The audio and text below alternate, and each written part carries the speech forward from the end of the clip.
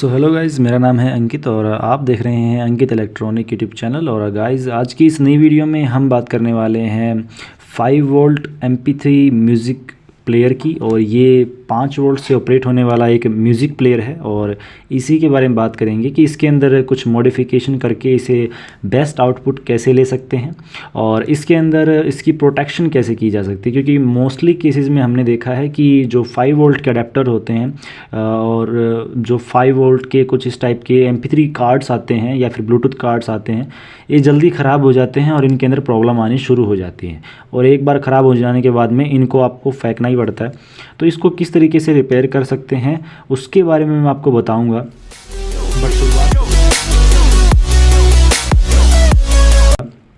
But शुरुआत करेंगे सबसे पहले इसके अंदर मॉडिफिकेशन की। मॉडिफिकेशन में सबसे पहले बात आती है इसके आउटपुट की। मोस्टली केस में मैंने देखा है कि इसके आउटपुट की में जो आवाज़ आती है बहुत ज़्यादा पतली आती है, उसमें बेस बहुत कम होता है, सच कहूँ तो मिड बहुत कम आता है। उसको कैसे ठीक किया जा सकता है, इसके लिए मैंने यहाँ पे कैपेसिटर लगाया हुआ है। अगर आप ध्यान से देखें तो यहाँ पे मैंने एक कैपेसिटर लगाया हुआ है इसमें, जिसकी वैल्यू है 10 माइक्रोफैराड 50 वोल्ट। 50 वोल्ट रख सकते हो आप, 10 वोल्ट भी रख सकते हो, आपकी मर्ज़ी है। बस बात इतनी है, इसको 10 माइक्रोफैराड पे रखना है। उसके बाद में यहाँ पे आपके पास में एक और कैपेसिटर है। इसको लगाना कहाँ पे है, आउटपुट पे आपको जो है 3 ऑप्शन दिखेंगे, एक तो लेफ़्ट और एक राइट। ग्राउंड पे कुछ नहीं करना है, ग्राउंड आपका कॉमन रहता है। लेफ़्ट पे आपको एक कैपेसिटर लगा देना है और राइट पे भी एक कैपेसिटर लगा देना है। कैपेसिटर का माइनस आपको इसके आउटपुट पे लगाना है और कैपेसिटर से फिर आपको आउटपुट ले लेना है। अब अगर आप इस अरेंजमेंट को ध्यान से देखोगे तो मैंने कैपेसिटर के नेगेटिव को उसके लेफ़्ट आउटपुट पे कनेक्ट किया है और इसके पॉजिटिव को फिर मैंने जहाँ पे हम कनेक्टर लगाते हैं वहाँ पे कनेक्ट कर दिया है। तो इससे क्या होगा कि जो हमारा आउटपुट है वो प्रॉपर वे में यहाँ तक पहुँच जाएगा, ठीक है। और अब जो है क्या होगा कि एक फ़िल्ट्रेशन होगा। फ़िल्ट्रेशन से मतलब क्या, फ़िल्ट्रेशन से मतलब ये है कि जो आउटपुट आएगा वो फ़िल्टर होकर आएगा और उसमें मिड भी अच्छा आपको मिलेगा। ये पहला मॉडिफिकेशन है जो कि आप कर सकते हो।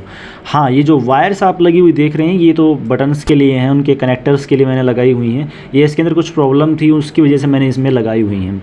उसके बाद में इसके अंदर बात करते हैं ब्लूटूथ की। ब्लूटूथ वैसे यहाँ पे ब्लूटूथ का साइन नहीं है बट ये ब्लूटूथ कार्ड ही है। बट बात आती है कि इसके ब्लूटूथ की जो रेंज है बहुत कम रहती है। अब इसकी रेंज को बढ़ाने के लिए आप क्या कर सकते हो, इसकी रेंज को बढ़ाना वैसे बहुत ज़्यादा आसान है। जो आप यहाँ पे लाइन्स देख पा रहे हो, ये कुछ इस तरीके से पैटर्न आप देख रहे हो, ये पैटर्न जो जा रहा है इसके ठीक ऐसा ही एक और पैटर्न आपको बनाना है। और उस पैटर्न के जैसे ये वायर मैंने ले ली, ये एक जीनर डायोड है और इसकी ये वायर इतनी लंबी आपके पास में बच जाएगी जब आप इसको यूज़ करोगे। तो इस वायर को लेके और जो इस तरीके का पैटर्न आपको यहाँ पे दिख रहा है, ठीक ऐसा ही पैटर्न बना के और इसको यहाँ पे ऐसे कनेक्ट कर देना आपने, ठीक है। और यहाँ पे कनेक्ट करने के बाद में जो कनेक्टिविटी है वो इसकी बढ़ जाएगी और जो रेंज है वो भी अच्छी खासी हो जाएगी। तो आपको जो इसका आउटपुट है वो बेटर मिलेगा अदर टाइप की जो ब्लूटूथ कार्ड्स होते हैं। अब बात आती है इसकी प्रोटेक्शन की। प्रोटेक्शन के लिए हम क्या कर सकते हैं, इसके अंदर प्रोटेक्शन के लिए आप जो है जीनर डायोड का इस्तेमाल कर सकते हो। मैं अगर दिखाना चाहूँ तो ये रहा एक जीनर डायोड, ये 5 वोल्ट का जीनर डायोड है। इस तरीके का 12 वोल्ट का भी जीनर डायोड आता है, 2 टाइप के जीनर डायोड्स आते हैं और ये 5 वोल्ट का है।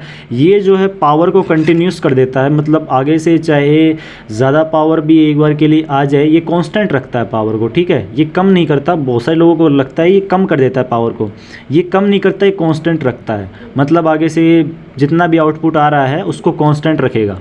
5 वोल्ट दे दे 5 वोल्ट ही रखेगा, 4.5 दे दे 4.5 ही रखेगा, उससे ही ज़्यादा नहीं करेगा इसको, ठीक है।